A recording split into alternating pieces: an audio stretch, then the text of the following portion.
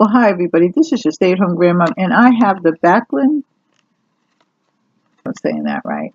It's the yogurt starter. It's Balkan style plain yogurt, and I actually did a review on this before, but they sent me another one, and I just wanted to do it again.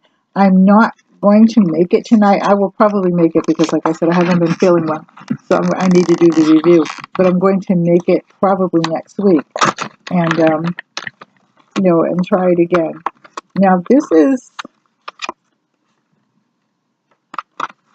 starter kits. These are the freeze-dried ones. See if this is up. Yeah, these are and I got 3. And what I found with this is that it actually does make good yogurt. And I sent one to a friend of mine, and it gives a www. So I'll give this in the comment section. And it's Nature's Probiotic Selection. So, and it's yogurt starter culture. With plain yogurt, and I might do a little bit of something, I don't know.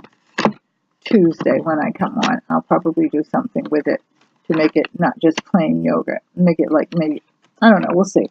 Anyway, this is the yogurt. If you like it, give me a thumbs up, like, share, and subscribe. Leave a comment in the comment section, and I love you. Take care. God bless. Bye-bye.